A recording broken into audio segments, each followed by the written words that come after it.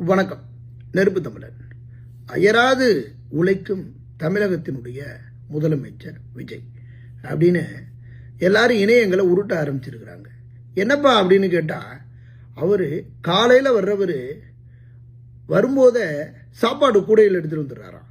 சாப்பாடு சம்பளத்தில் எடுத்துகிட்டு வந்து வச்சு அவர் முதலமைச்சர் அப்படிங்கிற டேபிளில் உட்காந்து அதை அப்படியே பிரித்து திறந்து அப்படியே சாப்பிட்றாராம்.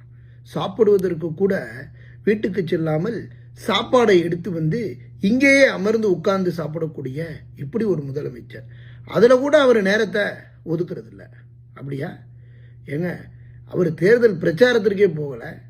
14 தொகுதிகளில் கடைசியாக போனது 8 தொகுதிகளில் தான் பேசினார். மற்ற தொகுதியை கையை மட்டும் காட்டிட்டு வந்தார். அப்படிப்பட்டவருக்கு ஏன்னா ஃப்ரீயாக போகிறவனுக்கு பினாயில் கொடுத்தா குடிப்பாங்கிற மாதிரி,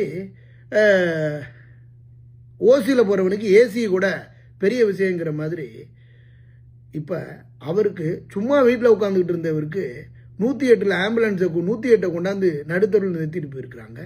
அப்போ ஒரு நாள் இருந்தாலும் உண்மையிலே அவருக்கு வாழ்க்கை வரலாறு தானுங்க.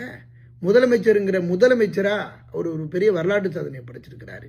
அப்படி இருக்கும்போது அவர் ஏங்க வீட்டுக்கு போக போகிறாரு? அங்கேயே பாய விரிச்சு கூட படுப்பார். அதில் இன்னொரு வரலாற்று சம்பவம் என்னென்னா, எளிய முதலமைச்சர் சம்பளத்தில் எல்லாம் சோறு எடுத்து வந்து இங்கேயே சாப்பிட்டுக்கிறாரு அப்படின்னு சொல்கிற அந்த எளிய முதலமைச்சர் கோட்டு சூட்டு போட்டிருக்கிறார்ல, அந்த கோட்டு சூட்டோட விலை தெரியுமா? எதுக்கு பாஸ் அத்தனை லட்சத்துக்கு கோட்டு சூட்டு போட்டிருக்கிறாரு? சம்பளத்தில் கொஞ்சோண்டு சோறு எடுத்துகிட்டு வந்து சாப்பிட்றவருக்கு ஏன் சாதாரண சட்டை போட மாட்டாரா? ஏன் கோட்டு சூட்டு போட்டால் தான் சாப்பாடு இறங்குமா? இது என்னங்க அது? இப்படி ஒரு கோட்டு சூட்டு போட்டவரை நம்ம ஊரில் பார்த்ததே கிடையாது.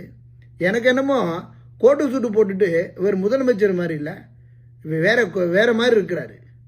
ஏன்னா பாவம், ரொம்ப அப்பாவித்தனமாக பதில் சொல்ல முடியாமல் தடுமாற்றத்தோடு இருக்கிறாரு.